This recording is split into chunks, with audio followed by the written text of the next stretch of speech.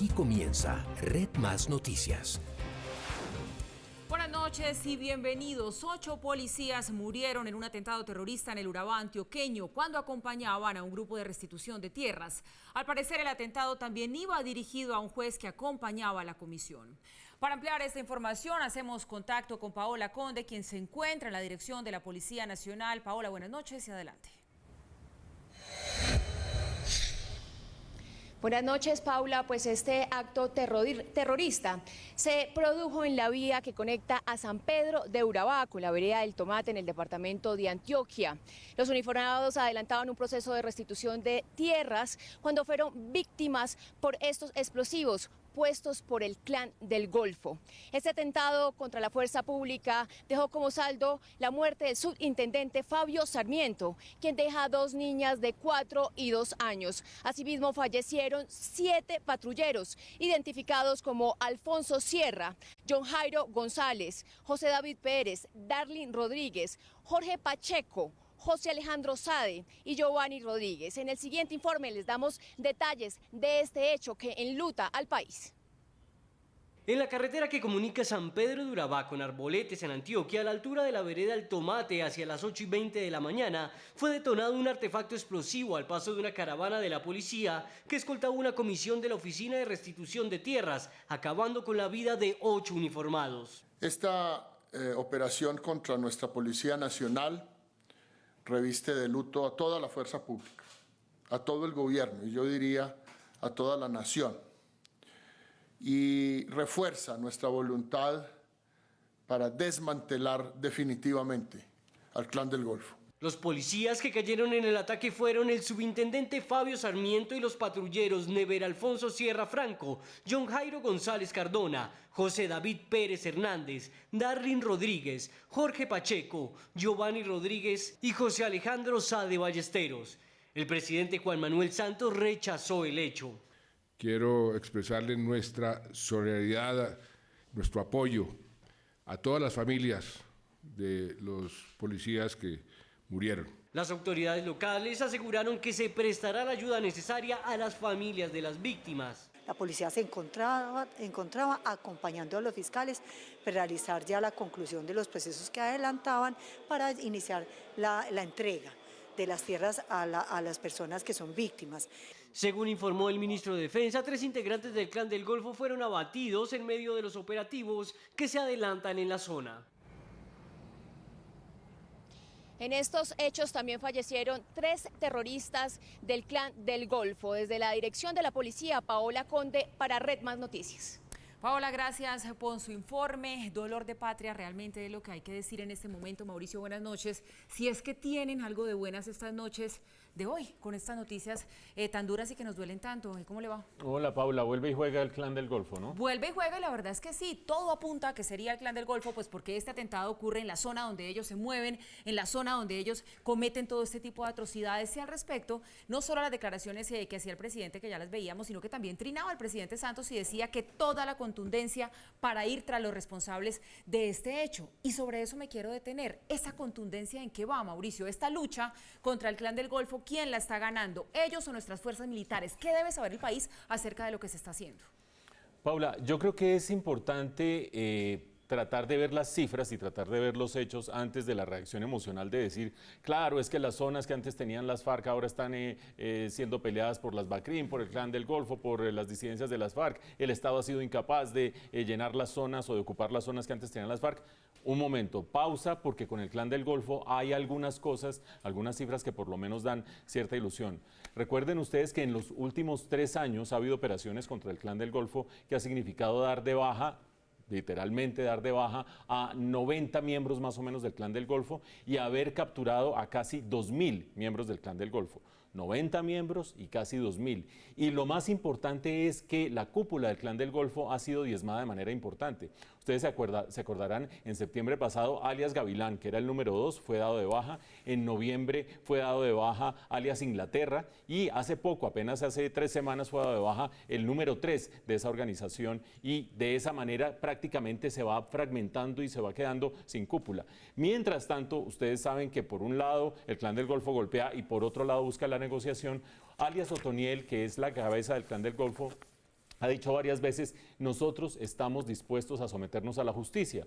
Mientras tanto, el gobierno trató de pasar en la legislatura pasada con el Fast Track un proyecto de ley de sometimiento a la justicia de bandas criminales como el Clan del Golfo y ahora lo está volviendo a presentar al Congreso. ¿Qué dice ese proyecto? Dice que si dicen la verdad, entregan los bienes y se comprometen a no volver a delinquir, se les puede bajar la pena en un 50%. Y hay gente que dice, pues muy bonito sobre el papel, pero cuando ya vimos la experiencia aparentemente de Jesús Santrich, en el cual presuntamente él se desmoviliza por un lado, pero sigue con el negocio del narcotráfico por otro lado, ese tipo de leyes de sometimiento no serían viables y no serían de ninguna manera razonables. Por eso, por lo menos volvamos a las cifras. Recuerden ustedes, 2.000 personas apresadas, más de 90, 88, 90 dados de baja y 3 de las cabezas del Clan del Golfo dadas de baja. Ojalá que sigan por esa ruta, aunque mientras haya narcotráfico, nadie para a la delincuencia. Y en materia internacional, Mauricio, las cosas también están bastante movidas. Máxima tensión entre Estados Unidos y Rusia con misiles bonitos, nuevos e inteligentes, amenazó Trump como parte de la que sería su respuesta sobre Siria. Se venció el plazo después de que Donald Trump asegurara que daría a conocer su decisión sobre Siria entre 24 y 48 horas. A través de su cuenta en Twitter señaló que sería militar. Trump respondió a la promesa rusa de derribar cualquier misil disparado contra Siria a través de un tuit con la siguiente advertencia. Rusia promete derribar todos y cada uno de los misiles lanzados contra Siria. Prepárate, Rusia, porque van a llegar bonitos, nuevos e inteligentes. No deberían ser socios de un animal que mata a su gente con gas y lo disfruta. En una segunda publicación, Trump intentó suavizar las palabras del mensaje anterior, asegurando que no hay motivo para que la relación entre Rusia y Estados Unidos sea peor, e incluso sugirió detener la carrera armamentista. Nuestra relación con Rusia es peor ahora de lo que ha sido antes y eso incluye la Guerra Fría. No hay razón para esto. Rusia nos necesita para ayudar con su economía, algo que sería muy fácil de hacer y necesitamos que todas las naciones trabajemos juntas. ¿Paramos la carrera armamentista? Trump había advertido que los responsables pagarían un alto precio por el ataque del sábado en Siria, que dejó más de 40 personas muertas. Habló con sus homólogos de Reino Unido y Francia sobre una posible respuesta al ataque. Sigue siendo incierto el futuro de los periodistas ecuatorianos secuestrados. El gobierno de este país analiza la veracidad del documento de la disidencia de las FARC, donde asegura que fueron asesinados. Hacemos contacto a esta hora con nuestro corresponsal en Ecuador, Freddy Barros. Freddy, buenas noches, ¿y qué nos puede contar?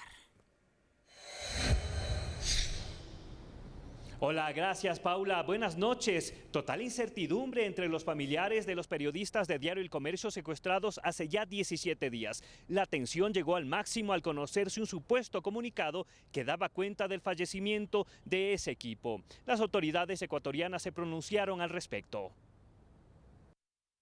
El Frente de Defensa se reunió en Quito para analizar el comunicado en el que supuestamente el grupo disidente de las FARC, Oliver Sinisterra, asegura que fallecieron los periodistas ecuatorianos de Diario El Comercio de Ecuador. El gobierno ecuatoriano fue cauto al momento de tratar el contenido del comunicado y no se permitió preguntas a la prensa. El ministro del Interior, César Navas, dio la versión oficial. Se están realizando las verificaciones tanto de la veracidad de los hechos descritos ahí, como también del origen de la fuente de este documento. En el supuesto comunicado, la disidencia de las FARC aseguran que hubo un intento de rescate militar con desembarco en varios puntos donde estaban los secuestrados. Para el Ecuador, esto no es verdadero. Queremos desmentir que de parte del Ecuador, de nuestras Fuerzas Armadas, de nuestra Policía Nacional, se hayan realizado operaciones ofensivas en la zona. El presidente ecuatoriano Lenín Moreno mantuvo una reunión con la cúpula de la Iglesia Católica y el cuerpo diplomático. Allí se refirió a las gestiones para lograr la liberación de los secuestrados. Estamos considerando varios escenarios. Ustedes entenderán que hay temas de los que debe guardarse privacidad, y no se los puede exponer al público. Pero estamos considerando los escenarios para que ellos vuelvan sanos y salvos. Para los familiares del reportero, camarógrafo y chofer, fue un día lleno de tensión. Anunciaron que viajarán a la Cumbre de las Américas en Perú para intentar dialogar con el presidente Juan Manuel Santos. Plantear nuestra posición respecto a este problema colombo-ecuatoriano que se ha dado, que no, vuelvo a repetir, no es nuestro, es de Colombia y tienen que solucionarlo allá. El pasado 26 de marzo, el equipo periodístico fue secuestrado en la población fronteriza de Mataje cuando realizaba tareas informativas a causa de los atentados terroristas atribuidos a Walter Artizala, alias Guacho. Se espera que en las próximas horas haya un contacto para conocer el verdadero estado de los periodistas. Mientras tanto, el gobierno ecuatoriano asegura que se agotarán todas las medidas necesarias para lograr su liberación. Desde Quito, Ecuador, Freddy Barros para Red Más Noticias. Freddy, gracias y seguimos, por supuesto, atentos a la pronta libertad de estos colegas. Y ante el comunicado sobre el supuesto asesinato de los periodistas y el conductor secuestrados por un frente de las FARC en la frontera ecuatoriana, el Ministerio de Defensa de Colombia y la Fundación para la Libertad de Prensa se pronunciaron sobre este hecho que ha generado, por supuesto, incertidumbre por la falta de veracidad. ¿Es veraz o no este comunicado? Esa es la pregunta que en medio de las investigaciones aún no ha sido 100% resuelta por parte de las autoridades colombianas y ecuatorianas, tras difundirse este texto firmado supuestamente por un grupo de disidentes de las FARC-EP, que es liderado por alias Guacho, en el que se afirma el asesinato de los 3 secuestrados. Hemos hecho el análisis de inteligencia de ese texto, que aparece firmado por un supuesto Frente Oliver Sinisterra de las FARC-EP, y no hemos podido encontrar ningún elemento que permita afirmar que es auténtico. El ministro de Defensa negó que haya realizado operaciones ofensivas para incidir en el rescate de los secuestrados. Nuestra presencia en ese territorio de frontera, territorio colombiano, es de control territorial. No ha habido ni desembarcos ni acciones especiales que no sean de conocimiento y en coordinación con las Fuerzas Armadas y las autoridades policiales del Ecuador. Por otro lado, la Fundación para la Libertad de Prensa, FLIP, exigió a los 2 gobiernos que den información detallada sobre el proceso de investigación para que no se dé este tipo de desinformación. Es inadmisible la forma en que los gobiernos de Colombia y Ecuador han manejado la información pública relacionada con el paradero de los periodistas. Durante estos 16 días, las autoridades ecuatorianas han señalado que los periodistas se encuentran en territorio colombiano, en contradicción a lo planteado por las autoridades colombianas. En el enlace con Ecuador manifestaron que han tenido comunicación constante con los familiares de los secuestrados. Ellos se encuentran muy afectados, tenemos que comprenderlo, están realmente en la incertidumbre, con la información que ha circulado el día de hoy ha sido muy dura para ellos. Los familiares de los secuestrados viajarán a Perú, a la Cumbre de las Américas, para pedir ayuda internacional.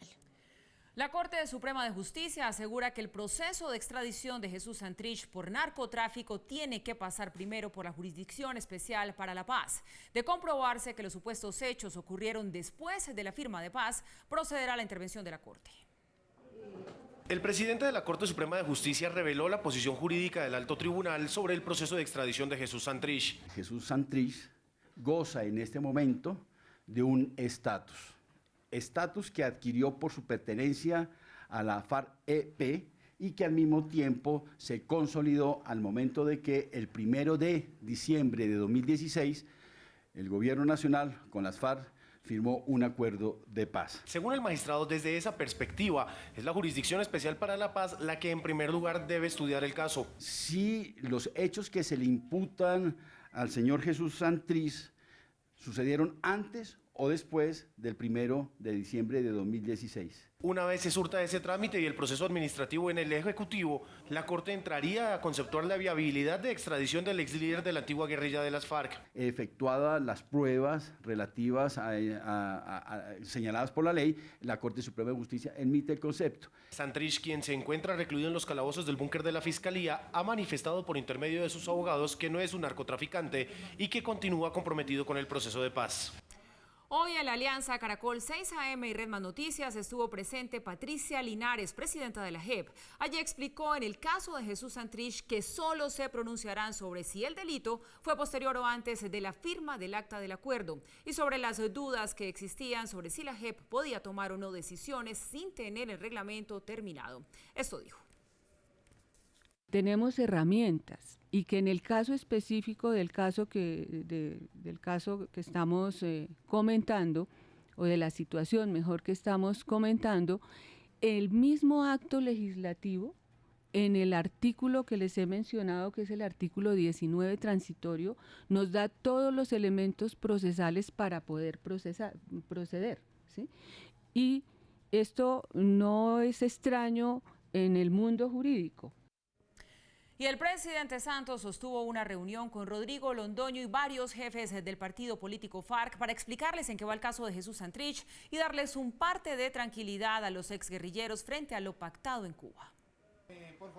Una vez se dio la captura de Jesús Santrich, vinculado a un proceso judicial por narcotráfico, los jefes de la Fuerza Alternativa Revolucionaria del Común FARC pidieron una reunión urgente con el gobierno nacional y hoy, hacia el mediodía, se dio este encuentro en vicepresidencia. Las reglas del juego son claras y las haré cumplir.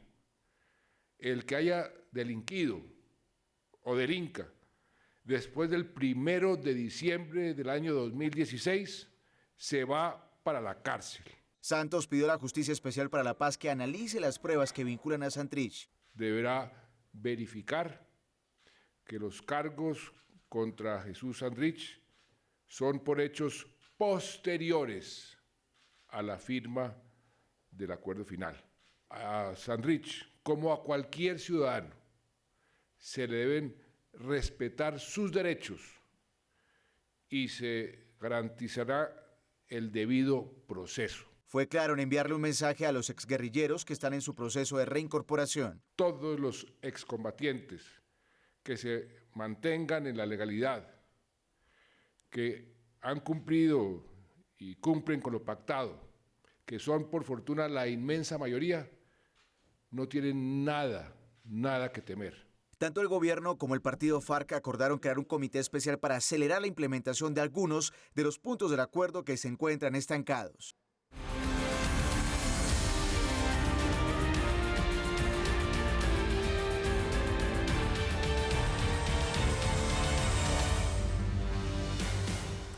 Los candidatos presidenciales se midieron el pulso en Buenaventura en el debate organizado por Red Más Noticias y sus aliados Caracol Radio, El Diario El País y Telepacífico. En el escenario se enfrentaron los candidatos Germán Vargas Lleras, Gustavo Petro, Humberto de la Calle y Sergio Fajardo, quienes dijeron que combatirán en la región problemas álgidos, también recurrentes en todo el país, como la corrupción. Ni un peso por un voto, porque es en las campañas electorales donde se determina quiénes van a gobernar y cómo van a gobernar. Miren las fotos de los que se están abrazando y usted ya sabe, aquí va a robar este, va a robar este y va a robar este. Y en concreto, cuando alguien me pida mermelada, lo saco de la oficina. Puedo demostrar en mi gobierno que la corrupción se acaba. Y doctor Germán, claro, hay que llevar funcionarios negros, indígenas al gobierno, pero no vaya a meter a Carlos Martínez, a Ulises Torres, a Odín Sánchez, etc. Doctor Gustavo, se equivoca usted. Mis candidatos serán del corte de Luis Gilberto Murillo y de Zulma Mena. Los candidatos tuvieron la opción de hacerse preguntas mutuas. Algunos eligieron como blanco a Iván Duque, candidato que no asistió al debate. ¿Cuántas veces ha venido a Buenaventura? Que fue una propuesta que aquí nos hicieron. ¿Cuántas veces a Tumaco? ¿Cuántas veces a Barbacoa? ¿Conoce usted la región del Pacífico? Es eso, su falta de conocimiento, la excusa para no haber venido en el día de hoy. Doctor Duque, dígame de frente, cuando usted va a acabar con la Corte Constitucional, ¿es consciente de que termina acabando con la tutela? Yo fui magistrado antes de la Corte Constitucional. Los temas constitucionales los tramitaban los miércoles en la tarde y de manera abstracta. Lo que le metió verdadera carne, hueso, realidad humana a la justicia en Colombia fue la tutela. Usted va a acabar con ella. Respóndame eso. Y aunque Petro lanzó un dardo, dirigió sus cuestionamientos a uno de los presentes. Duque debe estar en Harvard, entonces, por razones de cultura democrática, hay que hacerle la pregunta a quien pueda realmente defenderse y contestarla. ¿No cree usted que ese modelo centrado en el fracking, el petróleo y el carbón traído al litoral pacífico va a destruir el litoral pacífico? Lo veo mal informado. En el primer documento que yo le presenté a Colombia, fijé como pilares del desarrollo con el cual aspiro a crecer la economía, lo basé en la infraestructura, en más y mejor vivienda. El debate moderado por Mabel Lara, Diego Martínez y Daniel Pacheco buscó poner en la agenda presidencial los temas más preocupantes en el Pacífico, como los cultivos ilícitos, la minería y las disidencias de las FARC. Colombia tiene una experiencia muy grande en combatir a las guerrillas, bandas criminales, al narcotráfico. Tenemos que seguir con esa experiencia, ya está demostrada. Pero Colombia no tiene experiencia en construir la paz, en llegar a sus territorios. Las FARC no pueden dejar una retaguardia narcomilitar. Si Germán Vargas tuviese razón y es una vanguardia que dejó las FARC premeditadamente, tendría que hacer trizas el proceso de paz. En el debate fueron expuestas preguntas de varios reconocidos descendientes del Pacífico. El cumplimiento de las promesas del gobierno tras el paro cívico también fueron parte del debate. Tenemos que luchar contra la corrupción, respetar por supuesto el Comité del Paro, los 3 últimos alcaldes de Buenaventura en la cárcel. Si se cumple lo pactado, esa es la primera decisión, primer día del gobierno, pero hay que adicionar cosas. El Estado debe cumplir su palabra en todos los órdenes. Un error para Colombia es mostrar un Estado tramposo. Yo cumpliré ese acuerdo en los temas de agua potable, en los temas de infraestructura, en los temas de generación de empleo. Mabel Lara, una de las moderadoras del debate de los aliados Red Más Noticias, Caracol Radio, El País y Telepacífico, destacó que este espacio en Buenaventura fue tendencia en redes sociales a nivel nacional y global.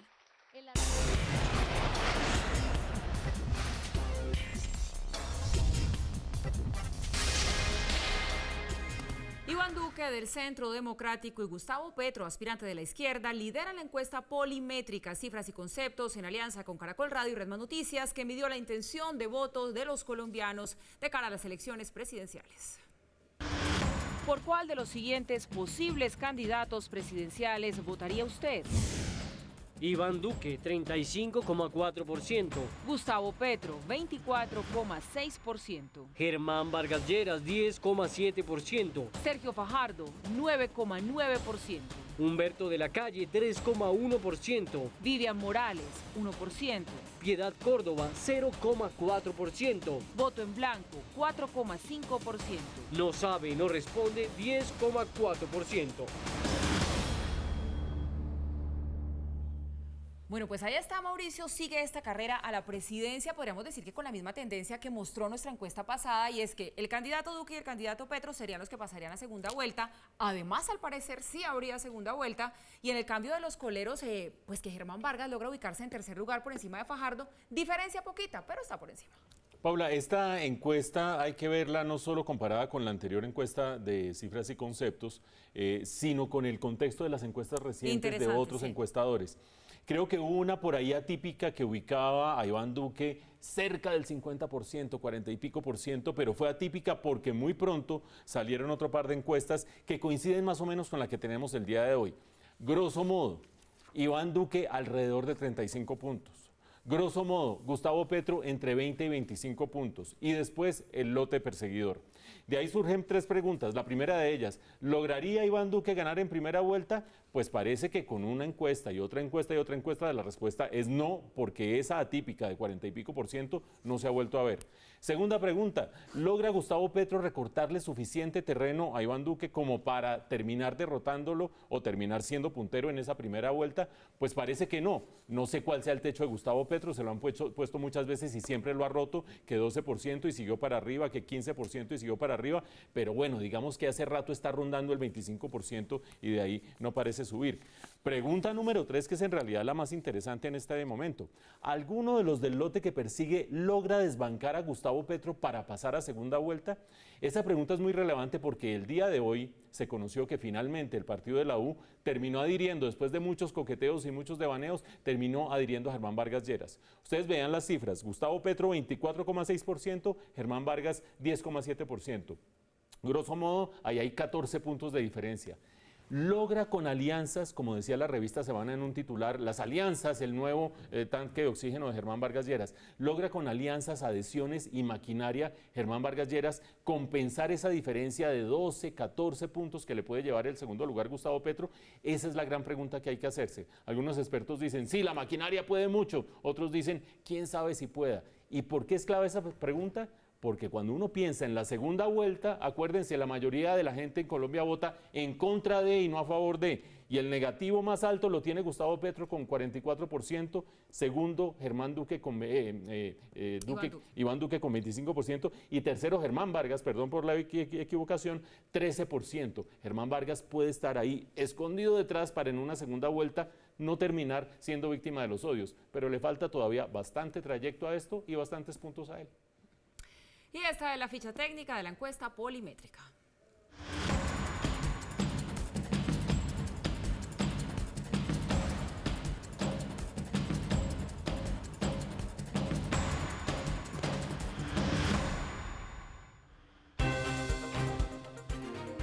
Agarrón en el Congreso entre los senadores Álvaro Uribe y Carlos Fernando Galán. Este último puso sobre la mesa las irregularidades que se habrían venido cometiendo en el POT y aseguró que Tomás y Jerónimo, hijos del expresidente, pagaron una cifra muchísimo menor por un predio rural que fue modificado como un predio industrial. Uribe le respondió. Todo su debate fue para venir contra un tema juzgado. Los hijos míos no cometieron ningún atentado contra la ley ni contra la moral pública, ni son evasores de impuestos, ni negaron, ni hicieron ninguna manipulación allá. Y quiera que créame, le he hablado no solamente como senador, sino como padre, que me he desvelado para que los hijos míos procedan honorablemente. Terminó el debate. Mi padre me enseñó lo mismo. Mi padre me enseñó una cosa importante. Le dijo, la política es incompatible con los negocios. No, señor. Esos eran negocios lícitos. Esos eran negocios lícitos. Yo no soy negociante con el Estado de los recursos públicos. No, señor. Su padre nunca negaba que el colombiano podía ser empresario. No sea mentiroso. No ha hecho negocio, presidente Uribe, mentiroso. Yo no hago negocios con el Estado. Usted sí. Yo no hago negocios con el Estado como lo hace la familia Galán. Para que venga a desprestigiar. Bueno, ya lo vean ustedes, los ánimos se caldearon y de qué manera. Preocupación en Medellín por la llegada de una droga altamente adictiva y barata que además causa serias laceraciones en la piel e incluso puede causar la muerte. La droga que causa estos efectos en la piel es proveniente de Rusia y ya llegó a la ciudad de Medellín. Según investigaciones, quienes experimentan con ella se vuelven adictos inmediatamente. Destrucción del organismo por dentro, una especie de lepra interna. Se destruye el hígado, se destruye el vaso, se destruye el colon. Y por fuera están los rasgos de se le va cayendo pedazos de la nariz, se le van cayendo pedazos del rostro, pedazos de la cumbama. Esta sustancia, que es inyectable, se estaría comercializando en el centro de la capital antioqueña. Los estudios constatan que además está siendo falsificada. El compuesto, como ya dijimos, codeína, yodo, fósforo rojo, es bastante complicado. Si el orinal es nefasto, ¿cómo era falsificado? Por ahora, desde la Secretaría de Seguridad de Medellín se desconocen los casos. Sin embargo, se realiza un monitoreo constante en las diferentes unidades de salud. No se tiene conocimiento de esa droga en Medellín, incluso gracias a la articulación con otras instituciones a nivel nacional en el país. Los principales consumidores de esta droga son habitantes de calle que pertenecen a estratos altos. Investigadores piden que las autoridades realicen un trabajo de campo exhaustivo en las plazas de vicio para poder evitar su propagación. La ANI y Opaín anunciaron cambios operativos en el aeropuerto El Dorado y en el puente aéreo de Bogotá. Todos los vuelos de Avianca serán atendidos desde El Dorado y los de las aerolíneas EasyFly y Satena en el puente aéreo. Desde este 29 de abril, todos los vuelos de Avianca, tanto nacionales como internacionales, serán despachados en la Terminal 1, es decir, el Aeropuerto Internacional El Dorado. Nosotros en el puente aéreo atendemos hoy por hoy 10.000 viajeros día. Vamos a trasladar todos estos vuelos a la T1 doméstica. Ese mismo día, las aerolíneas EasyFly y Satena pasarán a atender a sus pasajeros a la Terminal 2 o Puente Aéreo, donde Avianca despacha actualmente algunos vuelos. Se ahorran en un vuelo redondo aproximadamente 1 hora 10 minutos. El tema del transporte en el bus lo vamos a evitar, de manera que los tiempos pues, nos van a funcionar mucho mejor. En los primeros días, luego del cambio, habrá planes de contingencia para que los usuarios se acostumbren a las novedades y no pierdan sus vuelos. Si un viajero pierde durante estos días su vuelo, nosotros los vamos a exonerar de la penalidad. Las aerolíneas contarán con 20 informadores y con buses para los pasajeros que lleguen a la terminal aérea equivocada. Este año Avianca proyecta mover 15,7 millones de usuarios domésticos y EasyFly y Satena a cerca de 1,2 millones. Continúa el proceso licitatorio para participar en las etapas de exploración, extracción y divulgación de los recursos del Galeón San José. El próximo 24 de abril se cierra el plazo para presentar las ofertas. La discusión para definir a quién pertenece y qué parte de la fortuna que esconde el Galeón San José será patrimonio cultural continúa abierta. De una parte, existe una disputa que enfrenta a la empresa que hizo el descubrimiento, la Sea Search Armada, en 1982, y el Estado colombiano, que ha defendido la posesión del galeón por encontrarse en su plataforma continental. ¿Qué significa esto? De acuerdo con la Ley 1675 de 2013, que establece las condiciones para considerar o no patrimonio cultural sumergido, los hallazgos de este tipo, dice: no se considerarán patrimonio los bienes muebles seriados que hubiesen tenido valor de cambio o fiscal, tales como monedas o lingotes. Permanece la inquietud sobre qué objetos serán declarados como patrimonio cultural sumergido. El Consejo Nacional de Patrimonio Cultural es la máxima entidad rectora y único ente competente para decidir sobre los bienes, juzgándolos en conjunto bajo estos criterios: representatividad, singularidad, repetición, estado de conservación e importancia científica. Mientras este pleito avanza, continúa el proceso para llevar a cabo las etapas de exploración, extracción y divulgación de los recursos del galeón. La propuesta base proviene entonces de los encargados de la exploración, que según el artículo 4 de la Ley 1675 sobre patrimonio sumergido, se refiere a esta etapa diciendo que cualquiera que sea el método que se utilice para la exploración, no se debe realizar sobre dichos bienes intervención, alteración o modificación de sus condiciones físicas o de su contexto, y que la información generada en esta etapa, así como en la de intervención, podrá ser parte del aprovechamiento económico de quien realice estas actividades. En marzo de 2018 se publicaron los pliegos de condiciones y la minuta del contrato con sus respectivos anexos del proceso de asociación público-privada APP de iniciativa privada sin desembolso de recursos públicos. El valor estimado del contrato corresponde a 197.727 millones de pesos, es decir, 70.9 millones de dólares. Hasta el 24 de abril del presente año se podrán presentar ofertas y el 23 de mayo se conocerán en audiencia pública la conformación de los aspirantes preclasificados. Estamos de regreso en Red Más Noticias y ahora vamos con la sección de cultura y entretenimiento. Tenemos justamente noticias de Juanes, quien convirtió la Comuna 13 de su natal Medellín en un set de grabación. El paisa adelanta por estos días el rodaje de su nuevo video titulado Pa' Dentro, en el que el color, la danza, el arte urbano son los protagonistas. Juanes ha estado recorriendo las calles de la ciudad y ha aprovechado para tomarse fotos con sus fanáticos, incluyendo al alcalde de Medellín, Federico Gutiérrez, quien ha estado muy pendiente de esta filmación, de la que pronto conoceremos el resultado. Momento de nuestro invitado, aquí en el set, Guillermo Prieto Pirri, de la casa. No necesariamente hace su debut, ya ha hecho stand-up, pero esta vez se va a concentrar en las puertas del infierno. Pirri, ¿cómo está? Buenas noches, bienvenido. Buenas noches, muchas gracias por invitarme, no sé a qué cámara mira. A la que quiera. Al frente, Pirri. Bueno, al frente. Hablábamos de su debut en las tablas, pero no, ya le conocíamos otro stand-up con el que además hace un momento nos contaba fuera de cámaras que ha financiado uno de sus viajes. Bueno, la verdad es que este stand-up que estoy presentando este viernes es una parte de mi plan de financiación de mi verdadero fin. Pero usted menciona el humor, la crítica social y adicional a eso, cuando se burla de usted mismo, ¿cuál ha sido esa mayor burla, esa mayor crítica que se ha hecho a usted mismo? No, mi vida es un chiste partiendo de que cuando yo tenía 15 años medía 1,40 y no me había cambiado la voz. Entonces las niñas me miraban como el hermanito menor, o sea que vine a perder la virginidad casi a los 20 años. ¿Y ahora cuánto mide Pirri? 1,65. Ah, 25 centímetros más. Pero he crecido de otras partes y eso ha sido... Dejemos así. No quiero decir en autoestima y en ese tipo de cosas. Pirri, además tiene un componente audiovisual, este stand-up. Usted va a hacer un recorrido por las experiencias que ya ha tenido en sus viajes. Claro, lo que yo quiero es, como esto trata sobre el tema de los volcanes, por eso se llama Las Puertas del Infierno, que es un juego de palabras también con esos temores que le tenemos a ese infierno de un diablo con cachos y cola. La palabra y da miedo. Y no tenerle miedo al infierno, por ejemplo, del calentamiento global, ese tipo de... ¿Qué era? ¿Por dónde era? No es bien.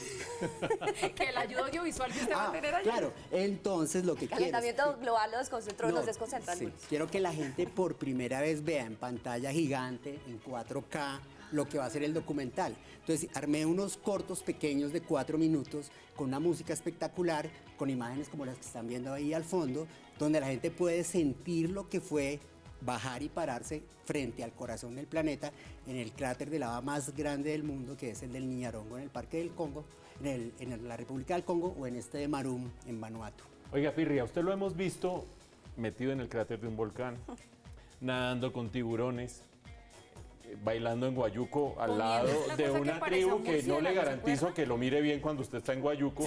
No, nadie me mira bien en Guayuco. Absolutamente de todo. Estando con una rata. De 0 a 10, ¿qué tan atortolante es pararse enfrente de 350 personas y que se le prenda la luz y tener usted que estar 2 horas ahí? A ver, si ir al Congreso con la billetera y el reloj es 10, pararse frente a esas personas es 11. Así de miedoso es. Uy. ¿Y en dónde radica el miedo si usted es un tipo que ha hecho de todo y tiene toda la experiencia? ¿Okay? ¿Cuál es el temor que lo asalta a uno en ese momento? Creo que por la educación que tenemos al castigo, el miedo a quedar mal, al que dirán, todos cargamos como un temor social que a muchos se nos dificulta hablar en público. Tenemos unos miedos tan pendejos que a uno le da miedo hablarle a la mujer que le gusta, pero no le da miedo coger el carro borracho, por ejemplo. Es verdad.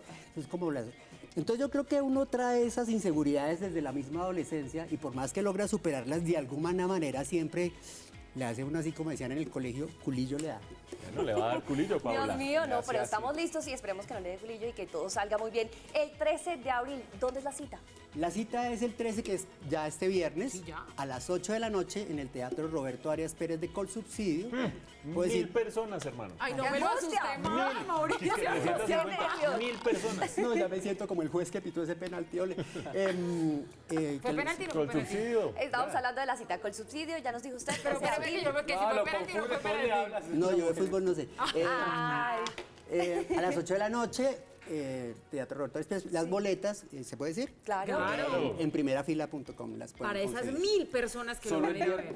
Solo el viernes, esta es como el piloto, esta va a ser la función de prueba porque ahora me vuelvo a ir de viaje, pero la idea es volver y ya entonces organizar una sábado gira. Que nosotros podamos ir. Bueno, pues, ojalá fueran este viernes, pero si no van a ser los primeros invitados cuando tenga otra Le función. deseamos que tenga un éxito en su presentación, éxitos en su viaje, éxitos con el resultado de este documental. Gracias por acompañarnos. Gracias a ustedes, les deseo lo mismo.